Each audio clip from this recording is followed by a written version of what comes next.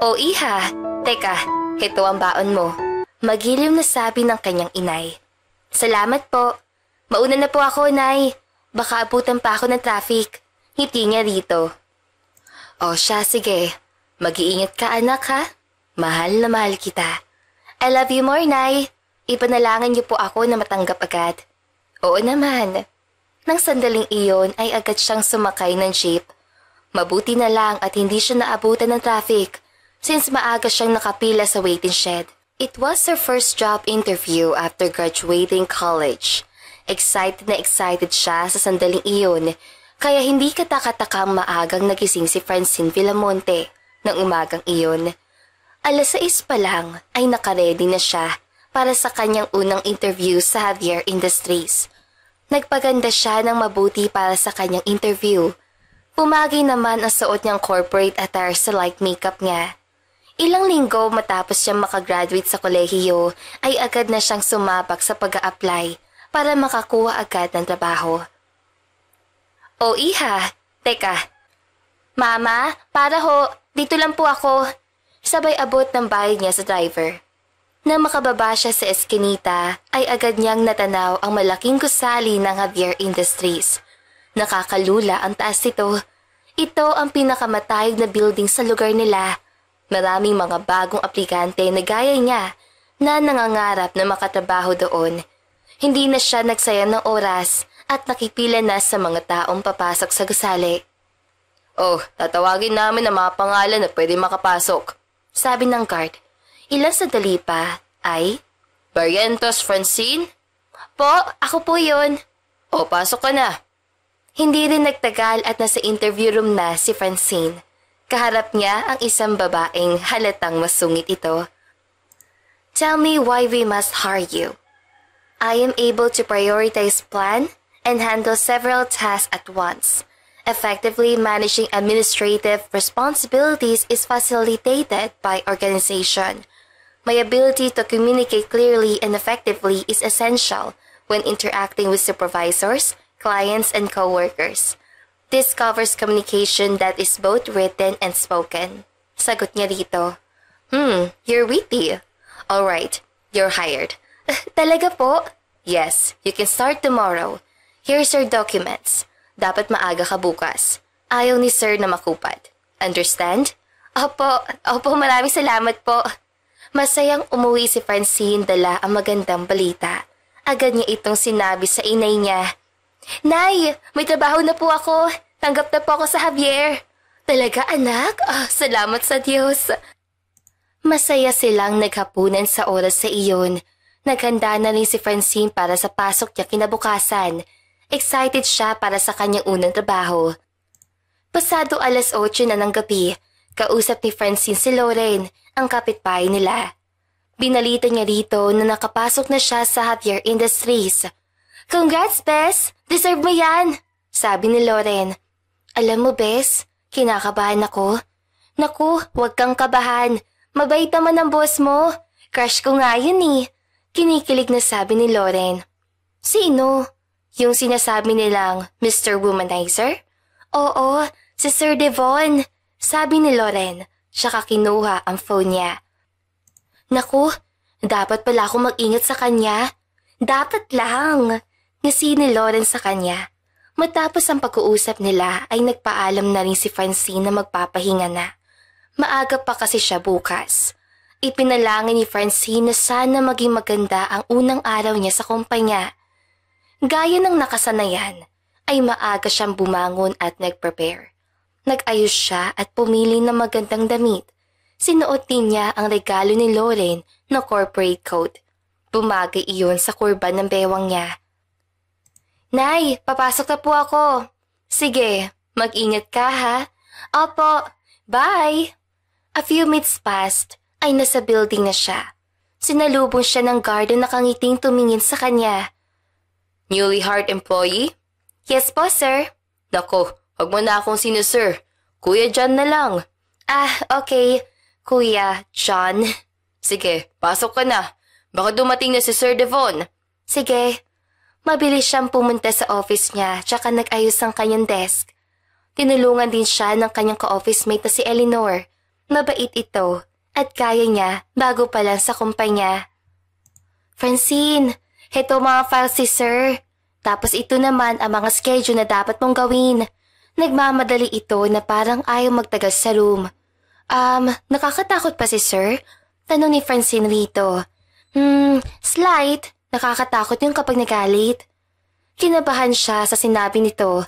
Nagpaalam na si Eleanor sa kanya.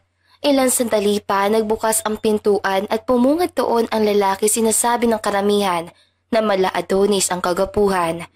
Matangkad ito, matipunong katawan at may perpektong mga mata. Idagdag pa ang matangos si ilong nito at ang kayumanggi nitong balat. Devon Vladimir Javier is one of a kind male specimen na pinaglihi yata sa pagiging perpekto. Gwapo pa rin ito kahit nakasimangot. You're my new secretary? Malamig na boses ito.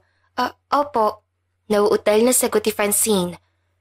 Ipagtipla mo ako ng kape. Opo. Bilis. Nagmamadali siyang tumayo at pumunta sa lunch ng office. Nagtanong siya kung saan ang coffee area. Mabuti na lang at tinulungan siya ni Eleanor.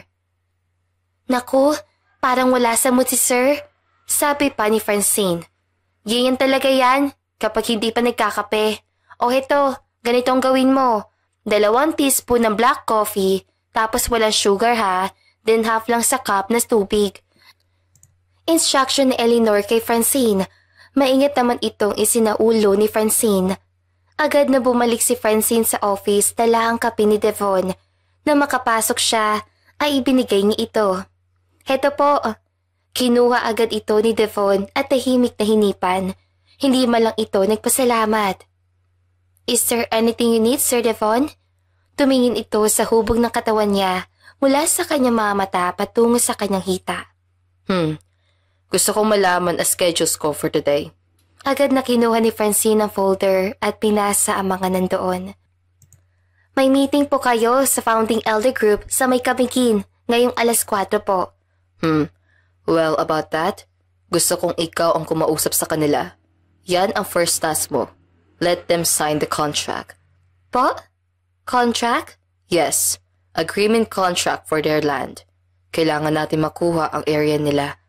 Bakit po? May project po ba tayo sa Camiguin? Just read that file, ayoko nang tinatanong ako. Supladong sagot ni Devon. Agad na umalis si Francine sa harapan nito at pinasa ang mga detalye na nakasulat sa files. Bilang sekretary at site officer, gagalingan niya mamaya para mapakiusapan niyang umoo ang mga elder group ng Camiguin. It's already 5 minutes before the meeting will properly start. Nakaupo na si Francine sa meeting table habang kaharap ang 2 tao. Ito ang mga elders leader na kailangan niyang papilmahan. Hello po, I am Francine. Ako po ang sekretarya ni Sir Javier. Hindi ikaw ang kailangan naming makausap. Sabi ni Apo Wadong. Pero ako po ang sinabihan niya. Sana po ay pakinggan po ninyo ako. Kung gusto mong pumirma kami, sabihan mo ang boss mo na dapat siyang pumunta sa Camiguin para malaman niya ang sitwasyon namin. Hindi nakapagsalita si Francine sa oras sa iyon. Agad na umalis ang 2 elder leaders at halatang dismayado ito. Nang mga oras sa iyon ay kinakabahan siyang bumalik sa office sa Sir Devon. Tell me about the meeting. Hindi agad sumagot si Francine. Hey, are you deaf? Sorry po. Pero hindi ko po napapirma ang mga elder leaders. Gusto po nilang ikaw ang makausap nila. Sinabi din po nila na dapat mong puntahan ng Camiguin. No way. Hindi ako pupunta doon na mag-isa. Sandaling tinignan siya nito. Gaya ng tingin nito kanina. He stares at her like a wonderful gift. At agad na nag-iba ang timpla ng mukha nito. I know what to do. Dapat mo ako samahan doon. Po? You heard me, Francine? Pupunta tayo next month sa Camiguin. Kaya dapat mong pag-aralan ang lahat ng files at proseso. Sasabihan ko si Eleanor na turuan ka. Mula sa sinabing iyon ni Sir Devon ay nasabak si Francine sa iba't ibang proyekto. Madali itong nahasa sa public speaking at pakikipag-deal ng proyekto. Napahanga ni Francine ang mga project managers ng kumpanya. Nakakamangha ka, Francine. Ang galing mo! Tumaas ang ratings natin this week. Puri na Sir Marcus sa kanya. Project manager ito doon. I agree. Lucky charm ka ng kumpanya.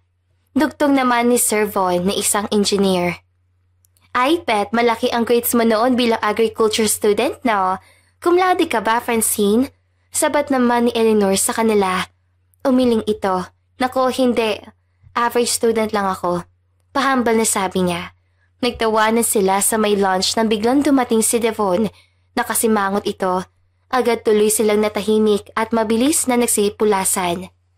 Francine, come to my office, now. Utos si Devon sa kanya. Yes, boss, sagot niya. Sumunod lang si Francine kay Devon that time. Kinakabahan siya na baka kung ano na naman ang iutos ito. It's 10 minutes para mag-out sila sa kumpanya. Ayaw pa naman niya mag-overtime. Francine? Yes po? Let's have some dinner tonight. Pero, ano po kasi? I don't take a no as an answer. Seryosong sabi nito. Sige po. Wala siyang nagawa that time. Takot din siya na baka isasante siya nito. After clearing things out ay sabay silang umalis. Sumakay sila sa elevator. Ramdam ni Francine na tensyonado ang sarili niya dahil kay Devon. Kanina pa kasi ito nakatingin sa kanya. Ramdam niya ang mainit na kamay nito habang iniiwas siya sa mga ibang lalaki na nakasakay sa elevator. Let's go, Francine. Get inside the car. Utos ito sa kanya nang nasa parking lot na sila. Sinunod naman yun ni Francine. Nang makapasok sa kotse ay tahimik siyang nakiramdam. Seatbelt?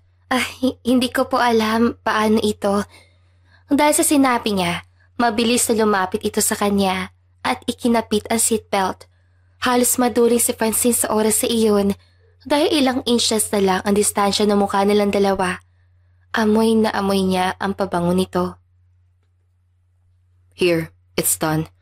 Salamat po. From now on, huwag mo na akong pinupo. Just call me Devon. Sige, Devon. That's better. Ngiti nito. Sa unang pagkakataon ay ngayon lang nakita ni Francine nang umiti ito. Hindi niya alam ang mararamdaman. Kinikilig kasi siya kapag nakatitig si Devon sa kanya, lalo na kapag hinahawakan siya nito. Saan pala tayo pupunta? To my condo. Ha? Bakit wala ba magagalit? Nothing. I am a bachelor, Francine. I don't have a woman. Tumango lang siya, as if na hindi niya alam ang chismis sa babaero ito. Kinakabahan tuloy siya sa sitwasyon niya dahil baka ma-issue sila sa kumpanya. Makasabihin na siya ang newly apple of the eye ni Devon this time. Hindi nagtagal ay nakarating na sila sa kondo ni Devon. Come on in. Welcome sa kondo ko, Francine. Feel at home. Ngiti ni Devon sa kanya. Ang ganda naman po ng kondo niyo, sir. Kakasabi ko lang, di ba? Ay, sorry Devon. Nasanay lang kasi ako. Well, for now on, masanay ka nang tawagin akong Devon. Just Devon, honey. Barito nang sabi nito habang nooy hawak ang bewang niya. Teka, Devon ha. Ninitan kasi ako. Paypay niya sa sarili. Hindi siya nakapaganda sa ganitong sitwasyon. Halata kasi may gusto si Devon sa kanya. At ngayon ay kasama siya nito sa mismong kondo ng binata. Don't be scared, Francine. I will not harm you. Sabi ni Devon na hinawakan ang kamay niya. Napunta sila sa kusina at doon nakita nila ang nakahandang mga pagkain. Wow!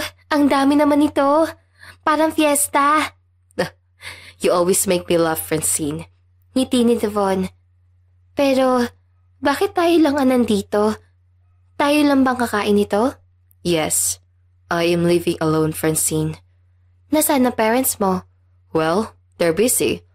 Let's not talk about them. Ay, sorry. Paumanhin ni Francine. Sabay silang kumain sa pabilog na lamesa. Pinagsandok siya ni Devon at halos subuan na siya nito. You deserve this, Francine. Mataas ang rating sa kumpanya dahil sa iyo. You're welcome. Pero si Eleanor po at ikaw ang nagturo sa akin. You're being humble again, Francine. Hinawakan ni Devon ang kamay niya. Nag-init ang pakiramdam ni Francine sa oras sa iyon, kaya mabilis siya itong kinuha pabalik. Sorry, Devon, pero hindi na ako magtatagal ha. Baka hinahanap na ako ni nanay. Don't worry, iyahatid kita. Kalmadong sabi ni Devon. Natapos ang dinner nila with a pleasant food and a drink. It's past 10 o'clock in the evening nang ihatid ni Devon si Francine sa kanila. Dito na lang ako, Devon. Thank you for the dinner. Kinuha ni Francine ang seatbelt. Wait. Pigil ni Devon nang pababa na sana siya. Isang mabilis sa halik sa pisngi ang ginawa ni Devon kay Francine that time. Good night, honey. Good night. Halatang nabigla si Francine sa ginawa ng binata. Nang makababa si Francine ay kumaway lang siya sa papalayong sasakyan. Sino yun, Francine? Nobyo mo? Nagulat si Francine dahil nakita pala siya ng kanyang nanay. Ano po? Boss ko? Boss mo?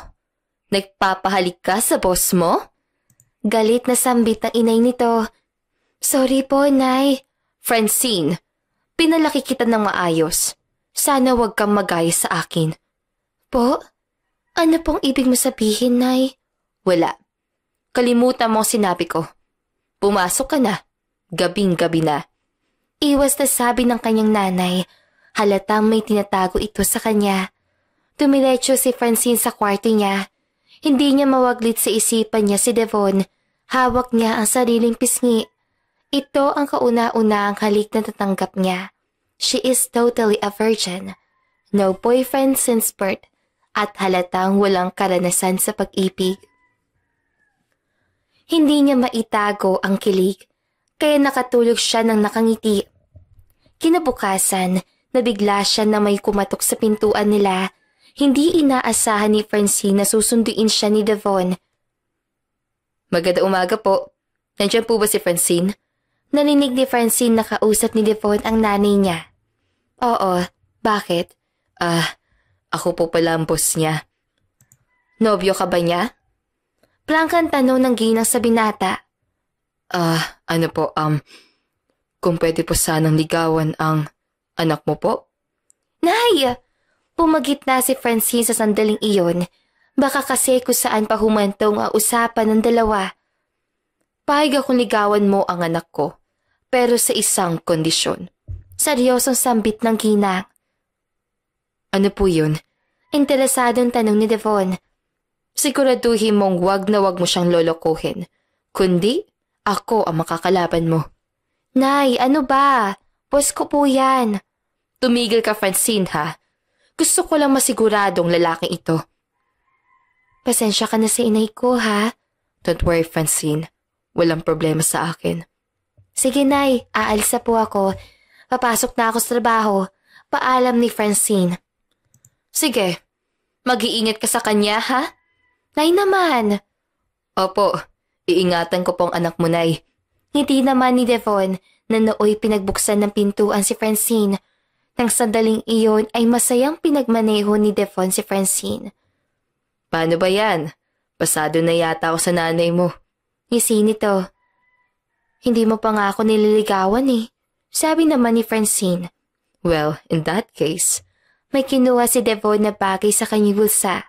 It's a red small box. Ano yan? Tanong ni Francine. Buksan mo. Sabi ni Devon. Nagbuksan iyon ni Francine ay tumambat ang magandang kwintas na may pendant na susi. Francine, can I ask you an offer? Ha? Offer? Kunat noong tanong ni Francine.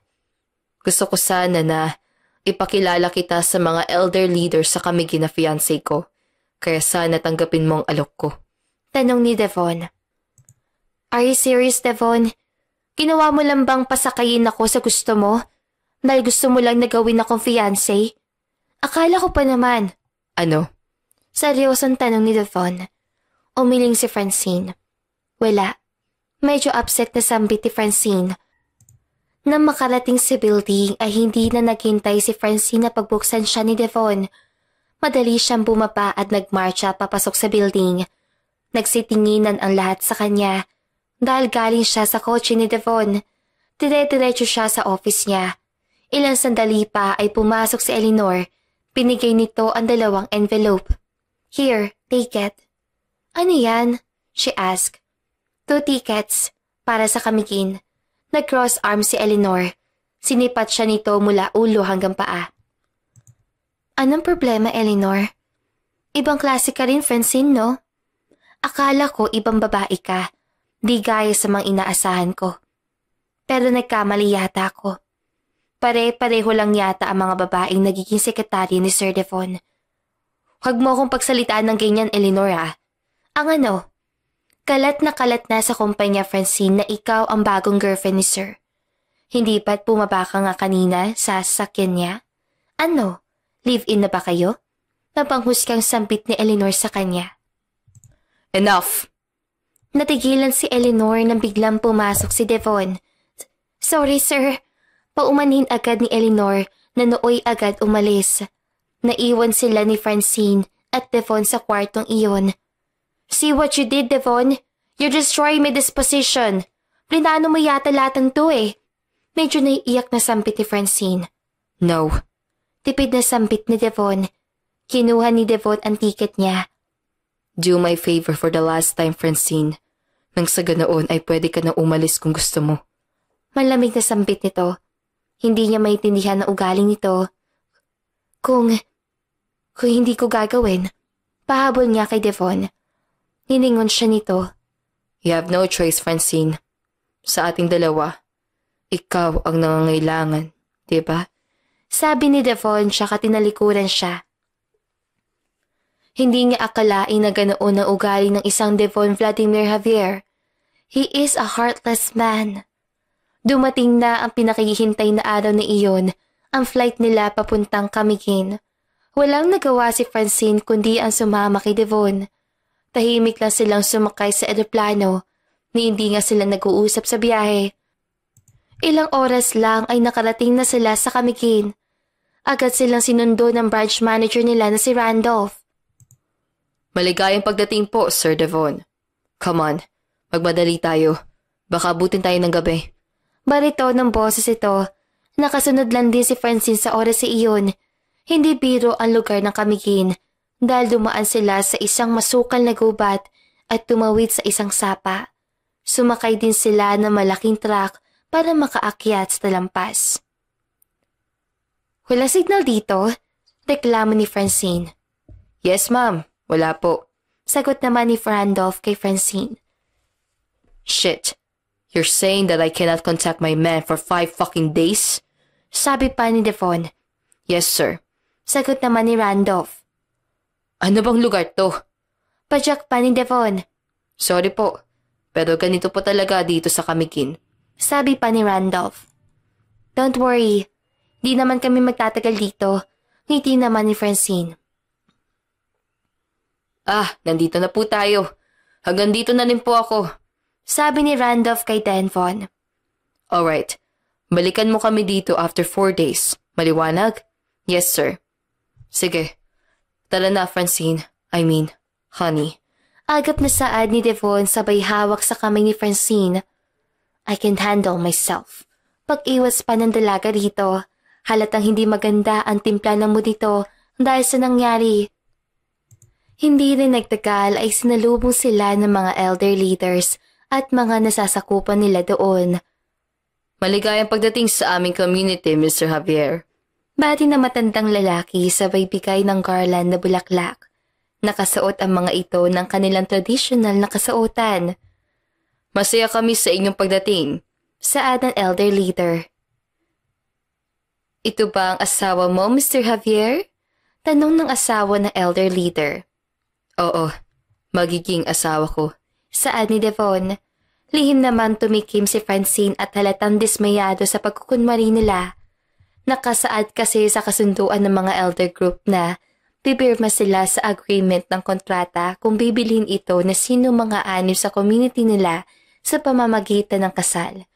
Kaya naman gagawin nila Devon at Francine ang kunwaring relasyon nila para maniwala ang mga taga-community na aanib talaga sila sa kanila.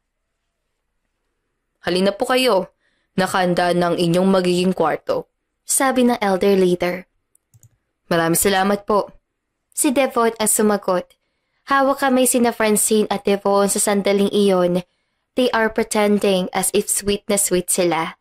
Nang makapasok sa silid ay agad na kinuha ni Francine ang kanyang kamay. Are you okay? Tanong ni Devon. Sa tingin mo, mahinang saad ni Francine. Let's just pretend for a few days, Francine. Hindi naman tayo magtatagal dito. Ayun na nga eh. Gusto mo ako madawit sa kasinungalingan gaya nito. Trabaho lang to, Francine. Barito ng saad ni Devon. Naupo si Francine sa kama at yumuko. Hindi mo kasi naiintindihan, Devon. Ang ano? Ano bang pinagpuputok ng butsi mo riyan? Hindi ako magtatagal dito, Devon. I don't want to be with you. Madamdaming saad ni Francine. Neither me, Francine. Tugtog naman ni Devon. Sa sandaling iyon ay naging malamig sila sa isa't isa. Kapag nasa labas sila ay sweet na sweet sila. Pero kapag nasa loob naman sila ng silid ay halos ilang distansya ang pagitan nila. Magtatatlong araw na sila sa lugar na iyon nang mamulatan ni Francine na inaapoy ng lagnat si Devon. Sir, ang taas ng lagnat mo ha. Pabayaan mo ko. Hindi, kailangan mo uminom ng gamot. Sabi naman ni Francine. No, kaya ko na ang sarili ko. Huwag nang matigas ang ulo. Dito ka lang. Kakausapin ko si Sir Anding. Umalis saglit si Francine sa kwarto nila at humingi ng tulong sa mga taga doon. Mabuti na lang at may mga halamang gamot sila. Madaling bumalik si Francine sa kwarto. Dala ang ilang dahon at isang baso na may nilagang halamang gamot. Sir Devon, inumin mo ito para gumaling ka. No, I don't want that. Baka may lason yan. Sana nga may lason ito nang hindi ka gumaling. Pero hindi ako ganyan. Gaya ng iniisip mo. Hindi ako katulad mo na walang puso. Hindi ako gaya mo na manhid. Tiningnan siya nito tsaka seryoso nagsalita. Anong ibig mo sabihin, Francine? Ayokong may masamang mangyari sa iyo, Devon. Dahan-dahan lumapit si Devon sa kanya at tumabi sa pagkakaupo. I'm sorry. Mahinang usal ni Devon sa dalaga. Kahit na ganyan ka, kahit na malimig ka, matalim ang dila at magaspang ang ugali, natutunan kitang mahalin, Devon. Sa'yo ko lang naramdaman ang gaya nito, pero hindi ko alam kung totoo ba ang lahat o hindi. Hindi ko na alam kung saan ko ilulugar sarili ko. Francine. Bulong ni Devon sa sandaling iyon. Nagtama ang kanilang mga mata at hindi inaasahan ni Francine ang mga sumunod na pangyayari. Dahan-dahan bumaba ang labi ni Devon sa labi niya. Matagal iyon, mapagnasa at mapusok. Ramdam niyang sabik na sabik ito sa kanya. Hindi ko na rin alam ang sarili ko, Francine. Kahit anong iwas ko sa'yo, kahit anong gawin ko, hindi ko na maitatago na gusto kita. Na nagsiselos ako sa mga lalaki na papalapit sa iyo. Ayoko maagaw ka nila sa akin. Ha? Anong ibig mo sabihin, Devon? Matagal na ako may gusto sa iyo. Ano? Kailan pa? Noong naaksidente ka noon. At ako ang naging blood donor mo. Devon? Ikaw ba yun? Oo, Francine. Sa sobrang tuwa ni Francine ay napayakap siya sa binata. Sobrang init ng katawan nito. Devon, ang init ng katawan mo. It doesn't matter now, Francine. Ang importante, kayakap kita. You need to drink this medicine. I don't want that. Ano ba ang gusto mo, Devon? Tinitigan siya ni Devon sa kanyang mga mata. I want you, Francine. Nabigla si Francine sa sandaling iyon. Hindi pa siya handa sa iniisip niya. Hindi niya alam kung paano ang gagawin at kung paano niya papaligayahin si Devon. She is a total virgin. Devon. Trust me, Francine. I'll be gentle. Devon, natatakot ako. Don't be. Handa kong panagutan ang lahat. Hinihingal si Devon habang nakatapa. Katabi niya si Francine na nooy hindi rin makapaniwala sa nangyari. Why you didn't tell me that you're a... Virgin? Dugtong naman ni Francine. I feel guilty, honey. Don't be, Devon. Ginusto ko rin naman to. Mahinhing sabi ni Francine na nooy yumakap kay Devon. You made me happy, Francine. Ganoon din ako, Devon. I hope that, somehow, sana'y tuparin mo ang pangako mo. Natahimik si Devon sa sandaling iyon. I will. Tipid na saan ito sa dalaga. Devon, kung pwede sana, totohanin na natin ang relasyon na ito. Gusto kong ipakilala mo ako sa lahat na ako ang girlfriend mo. Kalmadong sabi ni Francine. Darating din tayo dyan, honey. Kailangan ko lang tapusin ang transaksyon dito sa Kamigin. Okay. Tanging sambit ni Francine. Payapa silang nakatulog sa sandaling iyon. Hindi rin nagtagal ang lagnat ni Devon. Madaling nagbalik ang lakas ito at nagpatuloy sa natitirang araw doon sa Kamigin.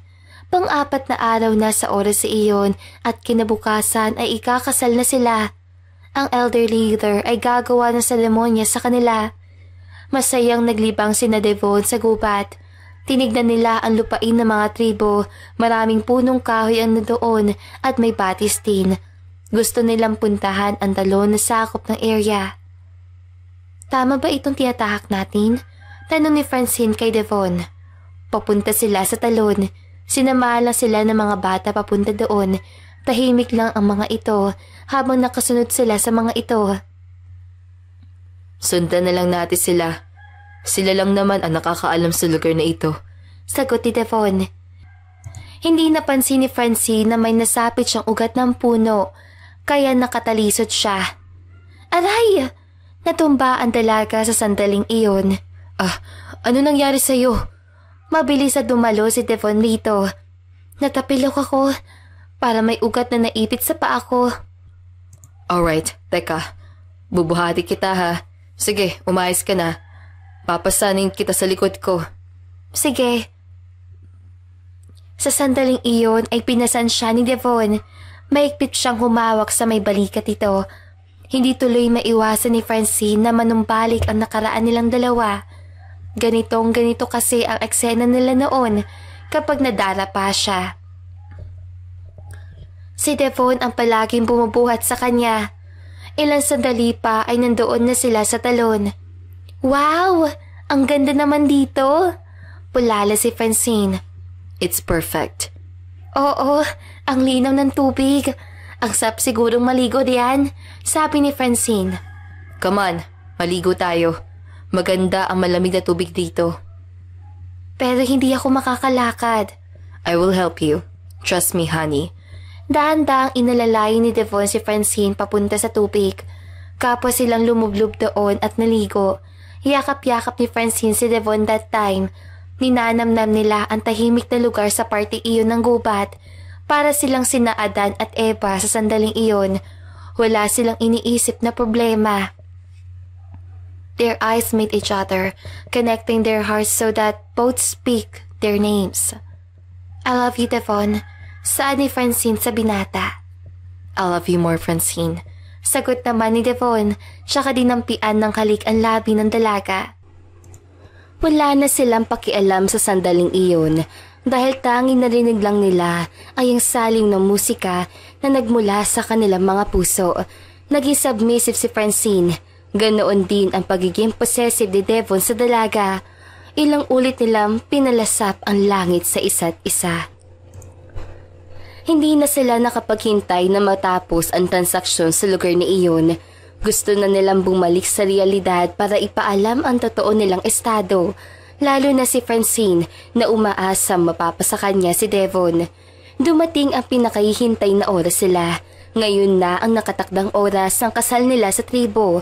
Nakasuot sila ng kagaya ng mga taga roon. Hinanda rin ng elder leader ang alay na manok para sa pag-iisang dibdib ni na Devon at Francine. Kapwa sila nakatayo sa oras sa iyon habang hawak ang pareho nilang kamay.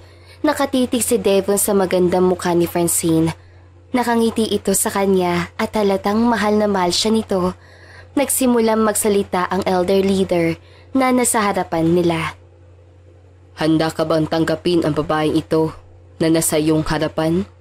Oo, sagot ni Devon. Ikaw naman, babae. Handa ka bang tanggapin siya bilang iyong asawa? Oo, sagot naman ni Francine. Ilang sandali pa ay sumenyas ang elder leader na halikan umano ni Devon si Francine. Kasabay na pagsang-ayon nila ay tumunog ang tambol ng 3 beses at nagsimula silang pausukan. Nagsipalakpakan ang lahat habang sumasayaw ng kanilang nakaugaliang sayaw. Kasunod ng kasal na iyon ay ang pagpirma ng 2 elder leader sa papeles na dala ni na Devon at Francine. Umayon ni ito na mapasa kanila ang lupain. Masaya kami ibigay ang lupain na ito sa inyong mag-asawa. Kampante kami na hindi nyo ito sisirain. Sabi ni Sir Anding kay Devon. Makakaasa po kayo. Naglamano ang mga kamay nila sa matagumpay na pagdiriwang. Eksaktong 5:00 ng hapon ay dumating si Randolph para sunduin sina Devon at Francine doon. Nagpaalam silang dalawa sa mga taga roon at nangako na pangangalagaan nila ang lugar. Na makasakay na sina Devon sa sasakyan ay tahimik na silang nakiramdam. Hindi rin umimig si Francine sa sandaling iyon. Naaawa sila sa sitwasyon ng mga nandoon. Kung aangkinin nila ang lugar at gagawa ng malaking highway na siyang sisira sa natural resources doon, tiyak na malulungkot ang mga taga-community. Pinapangalagaan kasi ng mga ito ang likas na yaman doon. Okay lang po ba kayo? Tanong ni Randolph sa dalawa. Halata kasing balisa ang mga ito. Umiling si Devon. I need to set a meeting in the branch, Randolph. Okay po. Sagot naman ni Randolph. Anong pinabalak mo, Devon? Pigil ni Francine. Gusto kong sabihin na iuulong natin ang project. Pinal na sambit nito. Nagulat si Francine sa sinabi ni Devon. Hindi siya makapaniwala na papanig si Devon sa mga taga-community at aayon sa pangangalaga ang lugar ng mga ito. Totoo ba ang sinasabi mo, Devon? Tanong ni Francine. Oo, may isang salita ako, Francine, at gusto kong tuparin ang hiling ng mga nandoon. Masaya ako sa desisyon mo, Devon. Na makarating sila sa branch ng Javier Industries ay nagmeeting ang mga branch manager, project engineer at staffs doon. Sinabi ni Devon ang plano nito. Gusto niyang i-preserve ang natural resources ng lugar at i-reroute ang project na hindi matatamaan ang mga likas yaman doon. Masaya naman ang lahat dahil sa sorpresa ni Devon. Mula na mapadpad ito sa kamigin ay nag-iba na ang ugaling nito. Palagi na itong nakangiti, masayahin at hindi na istrikto. Nag-iba na rin ang pananaw nito sa relasyon dahil hindi na ito nag-entertain ng ibang babae. Ipinakilala rin ito si Francine na kanyang official girlfriend at kanyang fiancé. Pinangako ni Devon na papakasalan niya ito sa simbahan balang araw. Na makabalik sila sa Maynila ay sumalubong ang masamang balita. Na ospital ang inay ni Francine dahil nabundol ito ng sasakyan. Mabilis na kumaripa si Francine sa ospital para tignan ang kalagayan ng inay nito. Alalang-alala siya dito. Sila na lang kasing dalawa ang magkasama sa buhay. Nay! Nay! Inay! Ano po nangyari sa iyo? Umiiyak na sambit ni Francine, sabay yakap sa inang nakahiga sa hospital bed. Huwag ka mag-alala. Hindi naman ako napuruhan. Pero Nay, hindi ko po mapapatawa na sarili ko. Iniwan po kita mag-isa kaya nangyari ito. Wala kang kasalanan. Sorry po, Nay. Hinawakan siya nito tsaka nagsalita. Iha, panahon na para sabihin ko ito sa iyo. Ano po, Nay? Anak, buhay pa ang papa mo. Ano po? Oo, siya si Don Vladimir Javier. Ano po? Sabay na sambit ni na Francine at Devon. Tsuhin ni Devon ang sinasabi ng ginang. Hindi makapaniwala si Devon sa sandaling iyon. Kung ganoon, magpinsan sila ni Francine. That can't be. Saad ni Devon. Hindi ko akalain na magkukrus ang mga landas ninyo. Hindi ko akalain na sila ang may-ari ng ina-apply mong kumpanya. madamdaming sambit ng ginang sa binata. Naiyak si Francine sa sandaling iyon. Halo-halong emosyon ang nararamdaman niya. Nalungkot siya na hindi sila pwede na dalawa ni Devon.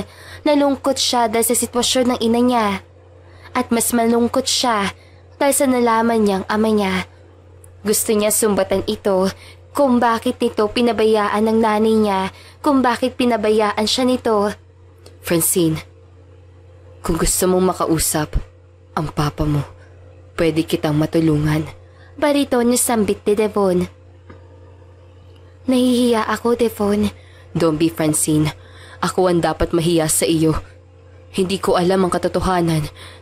E di sana, hindi kita minahal ng gaya nito. I don't want you to be my cousin, Francine. Hindi ganito ang gusto ko. Naiiyak na sabi ni Devon.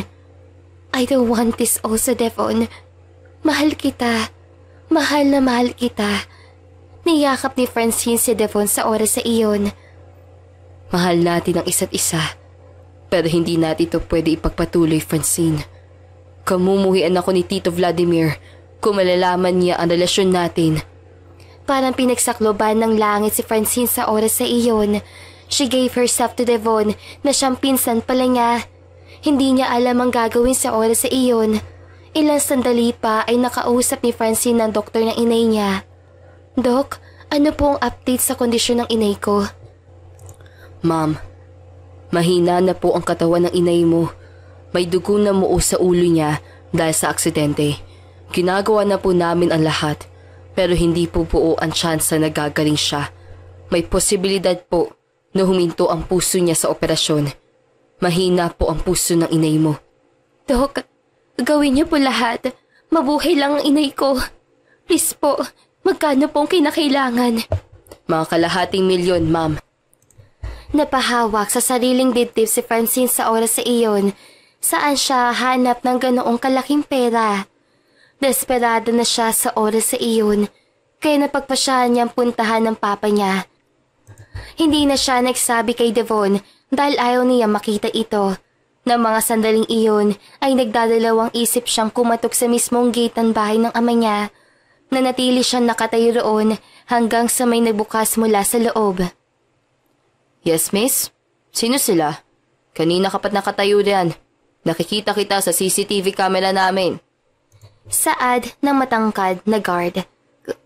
Gusto ko lang pong makausap si Don Vladimir Javier, sabi ni Francine rito. Sino ka ba, miss? Ako pala ang... Nagdadalawang isip siya magsalita. Ako pala ang client niya.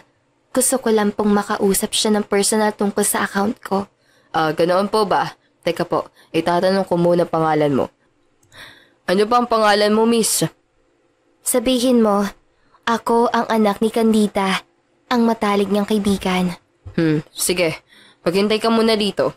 Sabi ng guard, ilang sandali siya naghintay doon hanggang sa pagbuksan siya ng guard. Ma'am, pumasok daw po kayo. Nag-iba ang tono ng guard sa kanya. Dahan-dahan siyang pumasok sa loob hanggang sa makarating siya sa sala ng mansyon. Anong maipaglilingkod ko sa iyo, Iha? Tanong ng Ginoo na nooy pababa sa magandang hagdan. Nakatitig ito sa kanya. Naparito ako para humingi ng tulong. Walang gatol na sabi niya. Tulong? Oo, kailangan ko ng pera para sa inay ko. Sagot naman ni Francine. At bakit parang kusino ka makapagsalita sa aking babae? Kaano-ano ba kita? Ako ang anak mo. Ako ang anak mo sa kanya. Hindi mo ba alam? Matatag na tanong ni Francine sa Ginoo. Nagulat ito sa sinabi niya. Anong ibig mo sabihin? Nalilito na sambit ni Don Vladimir. Naanakan mo ang inay ko. Nabuntis mo siya noon at ako ang naging bunga na ginawa mo sa kanya. Natigilan ito sa sinabi niya. And you're saying me na anak kita? Oo. Hindi mo ba ako kikilalanin? Wala kang pruweba na anak kita. Nag-aalangan na sambit ng Ginoo. I can give you all tests, Don Vladimir. At kung hindi mo ako kikilalanin o tutulungan sa gusto kong mangyari, Sisiguraduhin kong masisira ang reputasyon mo bilang Javier. Ang lakas sa loob mo, babae. May pinagmanahan lang yata siguro ako. Matigas sa sambit ni Francine rito. Magkano kailangan mo? Giit ni Don Vladimir. ₱250,000. Nasa ospital siya, nag-aagaw buhay. Nabangga siya ng sasakyan at kailangan ng operasyon sa ulo niya. Paliwanag ni Francine rito. Hindi ito nagsalita sa sandaling iyon. May kinuha lang itong papel sa bulsa nito at ballpen. May sinulat itong kung ano siya kaibinigay sa kanya. Kunin mo at umalis ka na rito. Tinanggap ni Francine ang papel at muling tinitigan ang matanda. Ngayon, alam ko na kung bakit itinago ako ni inay. Alam niyang walang kwenta ang tatay ko. Tumalikod na siya sa sandaling iyon at tumiretso sa ospital.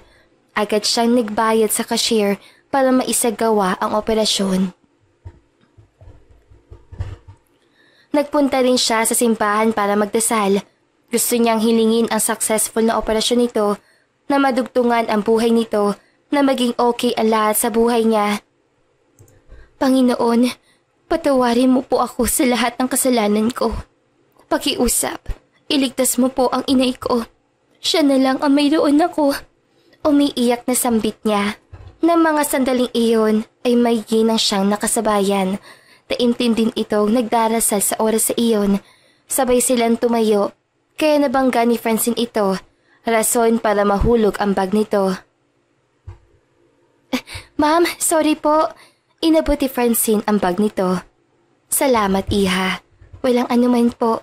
Natigilan ito. Ano ang pangalan mo? Tanong nito sa kanya. Ako po pala si Francine. Francine Villamonte po. Villamonte? Kaano-ano mo si Aling Candita?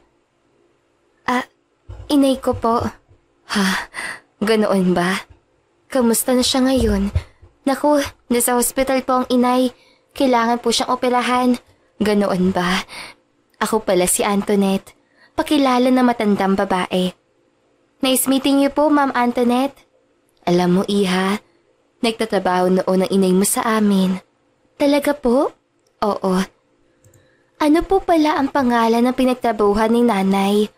Matagal siya naging kasambahay sa aming mansyon sa Hacienda El Javier. Kababata ko rin siya noon. Javier? Ulit ni Francine rito. Oo, ako pala si Antoinette Javier Dominguez. Kapatid ko sina Vladimir at Leonardo Javier. Kung ganoon, pamangkin mo si Devon, ma'am? Oo, siya ang nag-iisang anak ni Kuya Leonardo. Bakit? Magkakilala ba kayo? Opo. Ako po ang nagdadalawang isip siya na magpakilala rito. Ako po ang sekretary niya sa opisina. Ganoon ba?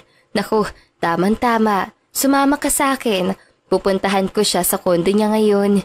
Ay naku, hindi na po. May gagawin pa po kasi ako. Iwas niya. Ay, ganoon ba? Sige, aalis na ako ha. Naghihintay na sa labas ang driver ko. Sige po, ma'am. Nice meeting you, Francine. Masayang nagpaalam ang ginang sa kanya. Mabait ito at hindi gaya ng ama niyang pinaglihiyata sa sama ng loob. Nagpatuloy siya sa paglalakad pauwi sa bahay nila. Kailangan niya magpalit ng damit at makapagpahinga. Marami siyang ginawa sa araw na iyon, kaya pakiramdam niya lalagnatin siya.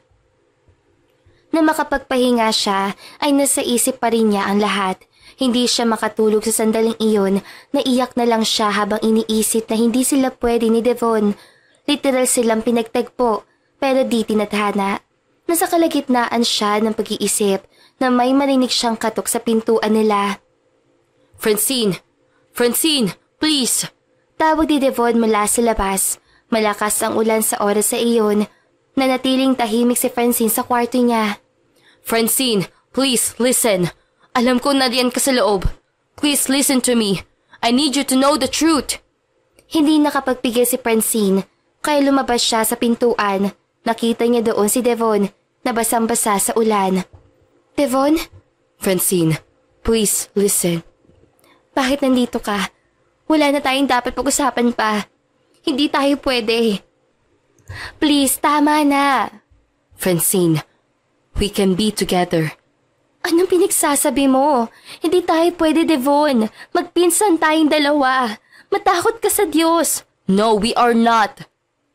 What? Anong ibig mo sabihin? Gulat na tanong ni Francine. Francine, makinig ka.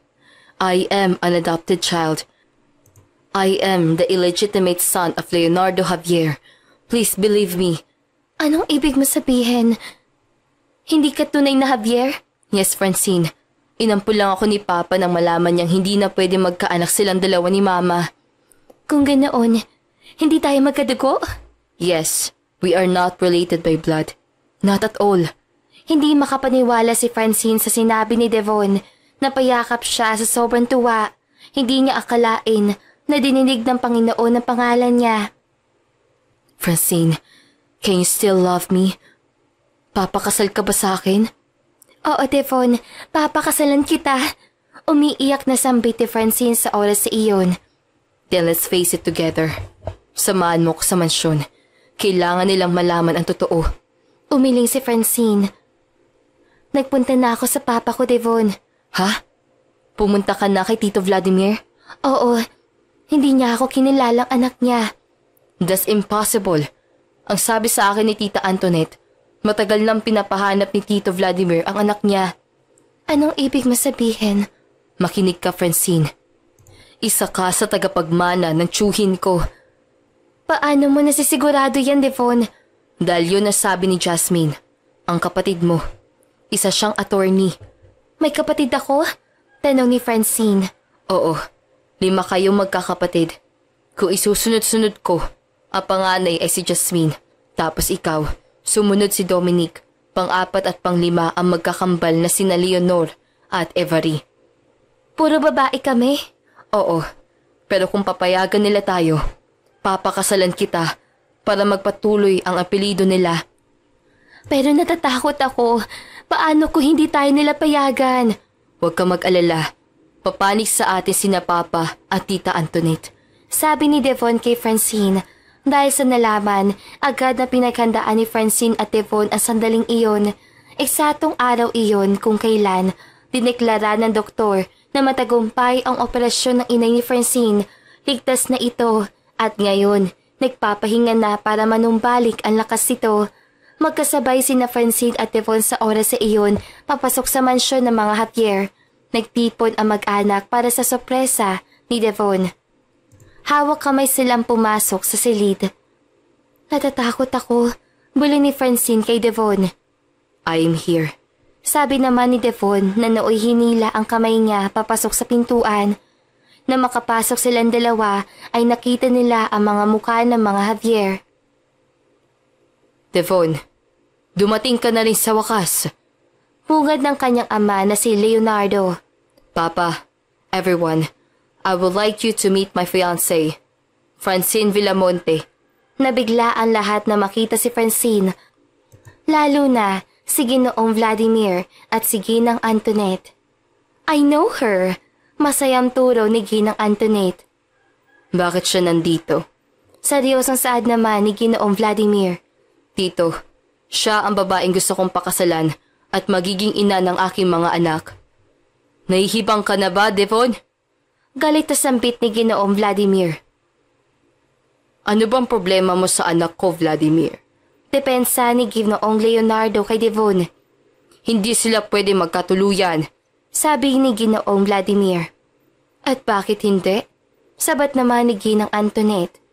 May tinatago ka ba na hindi namin pwedeng malaman? Dugtong naman ng asawa ni Vladimir na si Ginang Marta. Umayos si Vladimir, siya katumikim. Hindi niya napaghandaan ang ganitong eksena. Ayaw nitong ipaalam sa lahat na anak talaga niya si Francine dahil alam niya mismo na pwede siya mawala ng mana kapag nalamang may anak siya sa labas. Papa, may gusto ka bang sabihin? Ani ng mga anak ni Vladimir na sina Dominic, Avery at Eleanor. Tahimik lang naman si Jasmine na para may nalalaman. Fine, aaminin ko na. Aaminin ko na sa lahat na anak ko ang babae iyan. Anak ko si Francine kay Candida noon. Kalmadong sabi ni Ginoong Vladimir. Nagulat ang lahat dahil sa pasabog ni iyon. Hindi niya akalain na mag-cross ang landas ni Devon at Francine at magiging komplikado ang sitwasyon. Kung ganoon, pakakasalan mo ang pinsan mo, Devon? Ang kapatid namin? Saad ni Dominic na walang kaalam-alam na adopted lang pala si Devon. Makinig kayong lahat. Pumagit na si Ginoong Leonardo, ang ama ni Devon. Ngayong alam niyo na ang katotohanan sa anak ni Vladimir. Gusto ko ring sabihin sa inyong lahat na si Devon ang anak ko.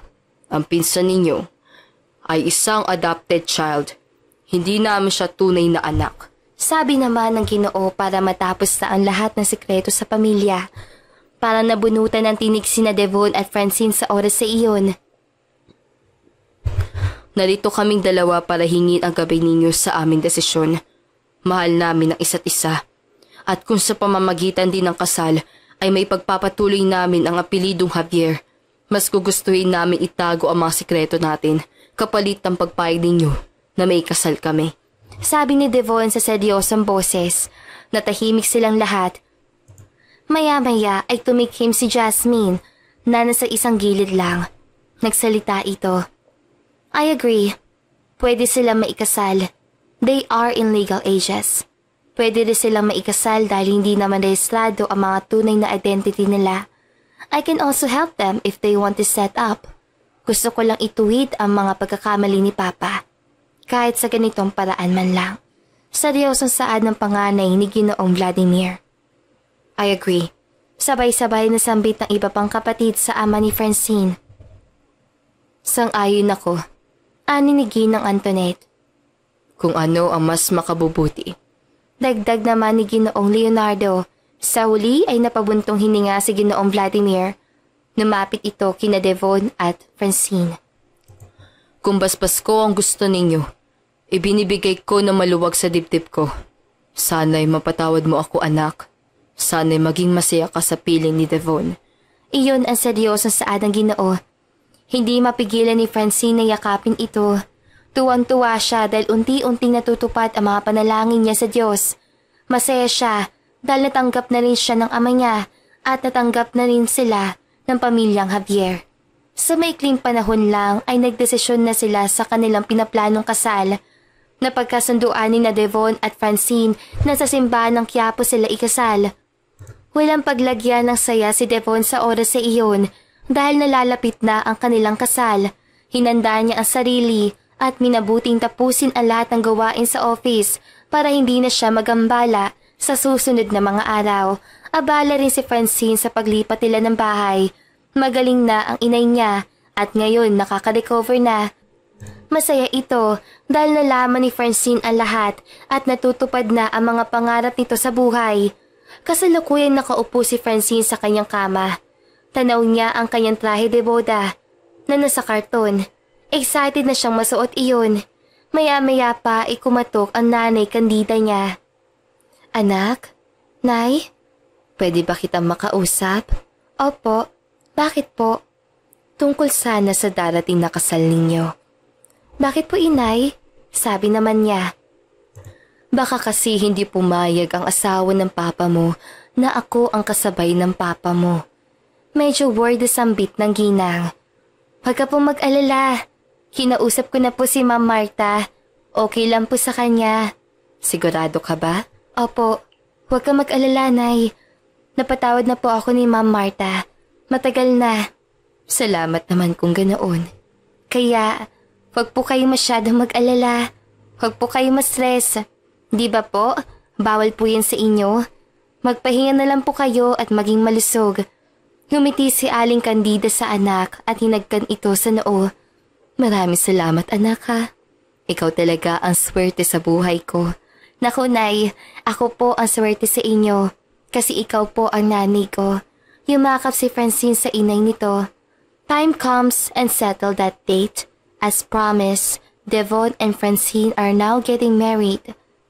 Ilang linggo matapos ang kanilang preparasyon ay sumunod naman ang pinakahihintay nilang lahat. Ang kauna-una ang pagkokonekta ng mga Javier kay Francine. Simple lang ang daling ng kasal. Devon and Francine want a low-key and low-budget wedding.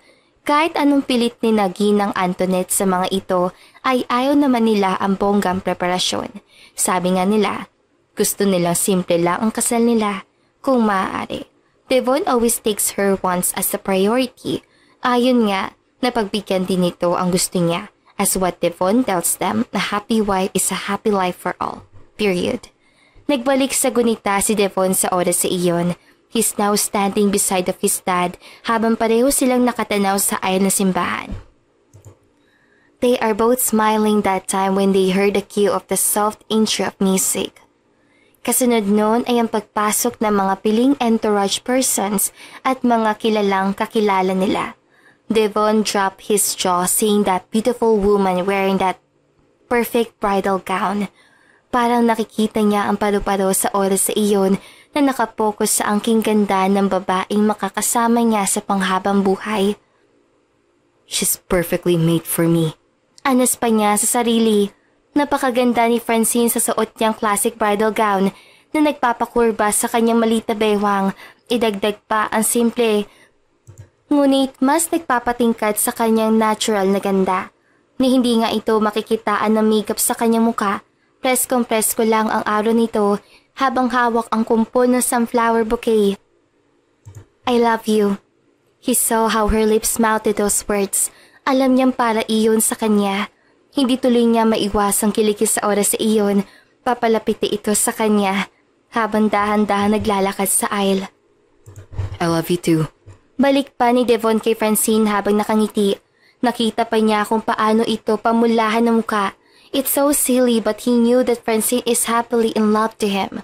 Nagpatuloy na ninanamnam ni Devon ang sandaling iyon habang pinakinggan ang musika. Hindi maitago ni Devon ang saya sa oras sa iyon. You'll be forever mine, Francine. Sabi pa niya sa sarili. Ilang metro na lang at mahahawakan na niya ang kamay nito. Ilang metro na lang at matutupad na rin niya ang pinakahihiling niya sa lahat. Ang magkaroon ng pamilyang bubuuin nila ni Francine. He is just a man who never believes in destiny. Hindi niya inakalang sa pagkukunwari nila sa kamigin ay siyang naging rason upang makilala niya ng lubusan si Francine, ang babaeng unang nagpatibok sa pihikan niyang puso. Napangiti siya sa iniisip hanggang makita ang paglapit ito sa kanya. He immediately offered his hands to her. Para slow motion pa iyon, dahil napansin pa niya ang makinang na mga mata ni Francine na alam niyang nakatuon lang sa kanya. Francine Villamonte, my everything. He softly whispers to her. Maagap naman itong tinanggap ni Francine na mas hinigpitan pa niya ang hawak. Close your mouth. Baka pasukan ng lakong yan. Kanina ka pa nakanganga. Sabi pa nito sa kanya na ikinatawa naman ng kanyang ama na sa Ginoong Leonardo na nasa tabi niya. He didn't notice na kanina pa pala nakabukas ang bibig niya habang nakatingin kay Francine. Damn. Sambit pa niya sa sarili, siya ka naiiling na tumawa dahil doon. Shall we? Sabi pa ng paring na umagaw sa atensyon nila. Yes, father. Agad naman ni Francine sa oras sa iyon. Okay. Tipid na sambit ng pari tsaka binuklat ang Biblia. Sisimulan ko na ang matimonya ng kasal. Narito tayong lahat upang saksihan ang pag-iisang dibdib ni Devon Vladimir Javier at ni Francine Villamonte. Lahat ba na nandito ay sumasang-ayon sa kanila? Wala bang tumututol? Sabi pa ng pare habang minumungkay sa karamihan. Wala na po, Father. Ituloy na po ninyong kasal. Ganti pa ni Devon na halatang atat na atat sa sandaling iyon. Kung ganoon, sisimulan ko sa isang babasahin na dapat inyong matutunan bilang bagong kasal. Ito ay mula sa Corinthians chapter 13 verse 4 to 7 na nagsasabing, ang pag-ibig ay matyaga at magandang loob, hindi mainggitin, hindi mayabang, ni mapagmataas man, hindi magaspang ang pag-uugali, hindi makasarili, hindi magagalitin o mapagtanim sa kapwa. Hindi niya ikinatutuwa ang gawaing masama, ngunit ikinagagalak ang katotohanan. Ang pag-ibig ay magpatawad, mapagtiwala, puno ng pag-asa at mapagtiis hanggang wakas. Sabi pa ng pari nang ngumiti sa kanila. Ang pag-ibig ay hindi sinusukat sa matatamis na halik, sa mainit na yakap o sa mga gabing kapiling ninyong isa't isa, bagkus ito ay sumasailalim sa lahat ng sakit na kaya ninyong tanggapin para sa pag-ibig. Sa bawat pagtanggap ng kamalian ng isa't isa at sa kung paano ninyo hinaharap ang mga pagsubok ng magkasama. Iyon ang pag-ibig. Iyon ang dapat ninyong pagkakatandaan. Dagdag pa ng pari sa kanila. Opo, Father. Halos sabay na sambit nilang dalawa sa mga oras sa iyon. Kung gayon, sisimulan ko na ang pagtatanong sa iyo, babae. Narito ka ba ng bukal sa iyong puso na walang hinanakit, pag-aalinlangan, pagdadalawang isip sa iyong desisyon? Opo, Father. Francine answered while staring into Devon's eyes. Tinatanggap mo bang maging kabiyak si Devon Vladimir Javier bilang iyong asawa, ang magiging ama ng iyong mga anak, ang magiging haligi ng iyong tahanan at ang lalaki makakasama mo sa panghabang buhay? Ngumiti si Francine tsaka pinisil ang kamay ni Devon na todo titik sa mukha niya. Yes, Father. Buong pusong tinatanggap ko po. Ngiti pa niya sa paring kaharap nila. Ngiti lang din ang sukli ng pari sa kanya na nooy bumaling na kay Devon. Ikaw naman, lalaki. Naririto ka ba ngayon ng... Opo, Father. Narito po ako ng buong kusa. Hindi na pinatapos si Devon ang pare. Siya. Ganoon ba? Magpatuloy tayo. Tinatanggap mo ba si Francine? Opo, Father. Buong puso ko po siya tinatanggap. Kahit ano pa man po ang mangyari sa kanya lang po ang puso ko. Dugtong pa ni Devon na mas ikinatawa ng nakararami sa kanilang likod. Hindi naman kasi halata si Devon na atat kung sumagot sa oras sa iyon. Tuloy, panay siko, nin ang kurot si Francine sa tagiliran niya. Sige na po, Father. Doon na po tayo sa You May Now Kiss the Bride. Ngisi pa ni Devon sa pare. Sige, iho. Teka lang, saglit ha. Buklat pa nito sa hawak na libro. Inayos pa nito ang salamin na hindi yata mabasa ang nasasulat. Hindi tuloy maiwasan ni Francine na matawa sa mukha ni Devon na excited na yatang halikan siya. Ay, heto, nakita ko na. Sambit pa ng pari na nagpatuloy sa pagbabasa sa libro. Sa kapangyarihan na binigay sa akin na simbahang Katolika, binebendisyonan ko ang matrimonyang ito sa ngalan ng Ama, ng Anak at ng Espiritu Santo. Amen. Lalaki, pwede mo nang halikan ang... Kahit hindi pa iyon natapos ay agad na kinuyumos ng halik ni Devon si Francine. Hawak pa niya ang malititong muka gamit ang kanyang dalawang palad. Inangkin niya ito ng buong puso. Halos hindi na nga nila pinansin ang kabuuan na madla na saksi sa kanila. Ang tanging naririnig lamang nila ay ang masigabong palakpakan. Ang nakikita lamang ni Devon sa oras sa iyon ay si Francine. Hindi niya ito malilimutan. Sa bawat daos-dos ng halik niya sa labi nito ay ang pagbabalik tanaw sa mga kahapon nila. Simula sa pagkakataong nakita niya ito sa office, mula sa musmus na gunita ng kabataan nila noon. Ang pagkakataon na ang magbibigay daan sa kanya upang makilala ito, ang babaeng pinakamamahal niya. Ang babaeng handa niyang alayan ng pagmamahal hanggang wakas ang babaeng nagturo sa kanya ng tunay na pagmamahal at ang babaeng minsang umalipin sa kanyang pagkatao. He is indeed captivated. He is totally slave of Francine Villamonte Javier, his wife. I love you so much, Francine. Anas pa ni Devon nang pakawalan ang labi ng kabiyak. Niyakap niya ito na maigpit. Hindi niya pinalampas ang sandali ng kapwa nila harapin ang mga taong saksi ang okasyon na ito. They are happily seeing the faces of their family, their sisters, their elder, and all the people who made them get through this event. Nandoon din ang mga elder leaders na masayang-masaya sa kanilang pag-iisang dibdib. Kumaway sila sa mga iyon habang tanaw ang nagkikislap ang ilaw ng kamera. Isa-isa ding lumapit ang mga miyembro nila at isa-isang binati at niyakap ang bagong kasal. Nandoon din ang mga kapatid ni Francine na sina Jasmine, Dominic, Eleanor at Avery na masayang nagpapalakpakan sa matagumpay na kasalan. Masayang-masaya silang kumuha ng litrato na nakasanayan na yata nila sa bawat okasyon. Sabay-sabay silang nag-wacky shots. Nakisabay naman sila sa mga trip nito at doon isa-isang pinasalamatan ang mga ito. Tumuloy sila sa hindi kalayo ang arranged garden ng villa nila doon. Nandoon ang tila garden setting ng venue na mas naging attractive dahil sa mga natural na arrangement flowers at dahon. Masayang nag-entourage ang mga ito sa tulong na rin ng mga ate ni Francine na si Attorney Jasmine na naging MC at floor manager. May paekos pa nga ang mga ito na gathering sa mga bridesmaid at groomsmen ni na Devon, nag-garter relay at pa-dance showdown sa mga babae at ang napiling pares ay pinagbudot spa habang suot ang courts. Hindi rin malilimutan ang pa-flower throwing ni Francine sa kusino man ang na makakasalo. Lahat ng single ay tumayo sa may center at doon naghintay sa cue ni Francine. Gladly ang nakakuha sa bouquet ng sunflower ay si Jasmine, ang kapatid niya. Hindi tuloy maiwasan ang katiyawan that time. That night flew with good memories to cherish with. Masaya ang lahat sa sandaling iyon na kahit bantay sarado pa rin ng security agents ay naging matagumpay at peaceful naman. Sabi pa, ng bagong kasal ay dapat silang mag-outing kinabukasan sa Camiguin. Hindi umano maging common ang unang araw ng honeymoon nila.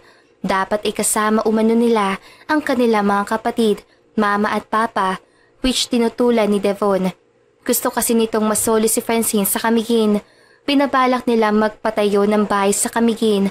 Doon nila binalak na simulan ang kanilang bubuuin na pamilya, malayo sa syudad, malayo sa maingay na mundo ng negosyo, politika o mga chismis.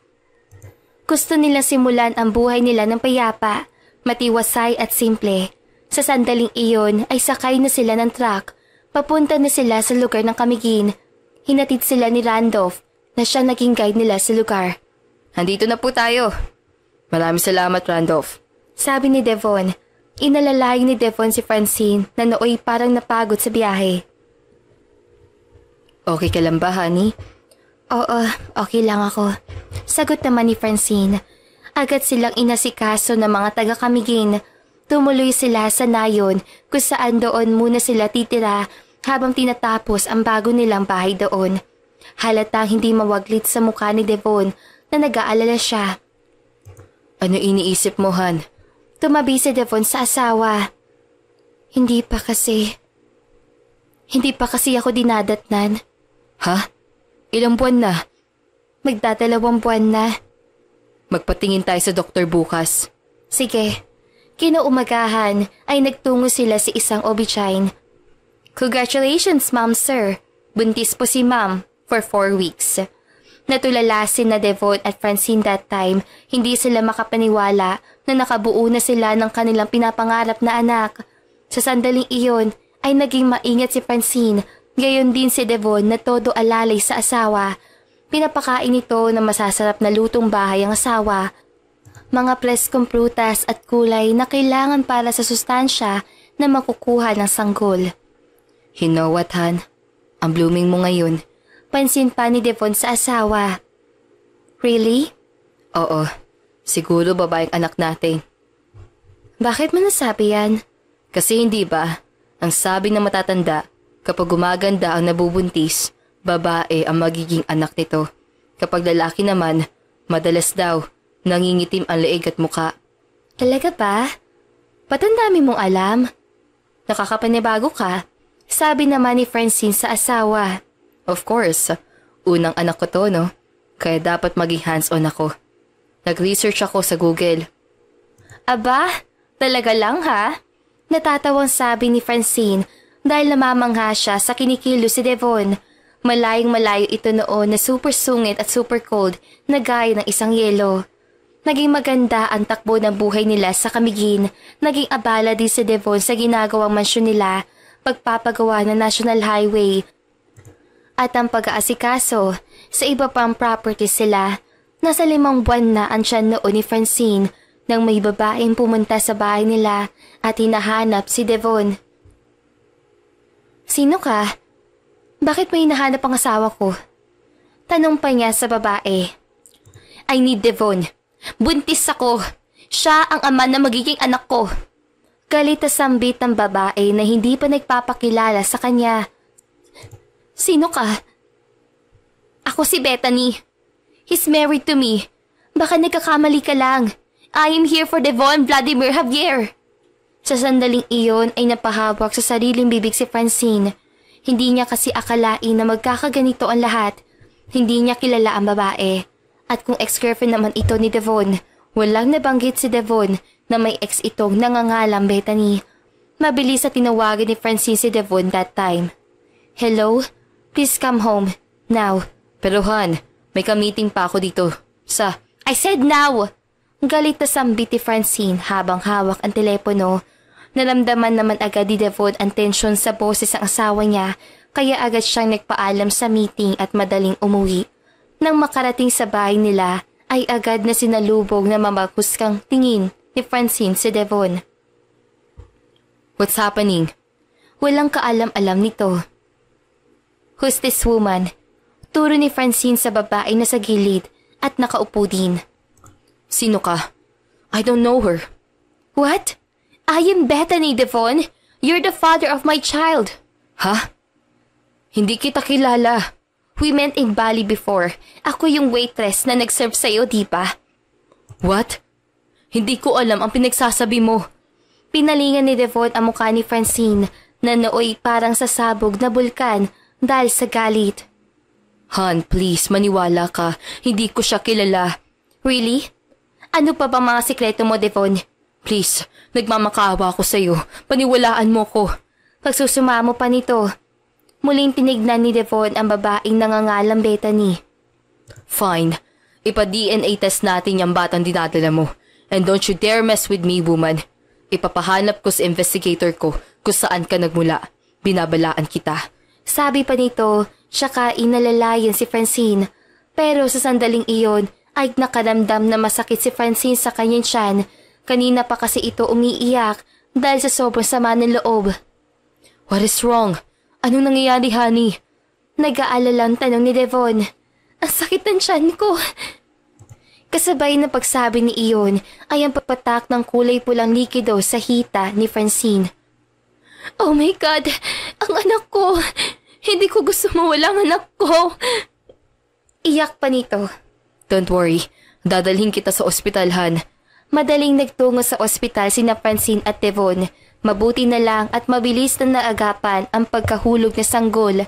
Nalapatan ni Francine ng pampakapit sa baby at pinagpahinga ito. Lumabas naman si Devon at muling bumalik sa mansyon. Kinausap niya na masinsina si Bethany na nooy shock din sa nangyari para itong nakonsensya sa ginawa kay Francine. Sorry, hindi ko akalaing napakasensitibo pala ng pagbubuntis niya. Sabi pa nito. Hindi kita mapapatawad kung may nangyaring masama sa mag-ina ko. Kung sino man ang nag-utos sa'yo, babayaran kita ng triple. Sabihin mo lang kung sino ang nag-utos sa into. Matagal na hindi kumibo ang babae at muling tumingin kay Devon. Sorry sir, ang nag-utos lang sa akin ay si Madam Christina. Ang ex mo po na taga-California. Nag-offer po siya ng trabaho sa kapatid ko pero gusto niya ang pabor na ito. Gusto niya pong guluhin ang buhay ninyo ng asawa po ninyo. Napatango-tango si Devon sa sandaling iyon. Now I know. Kaya pala. Sorry po, sir. Don't worry. I will fix this. And about sa kapatid mo, sabihan mong may trabaho kami dito.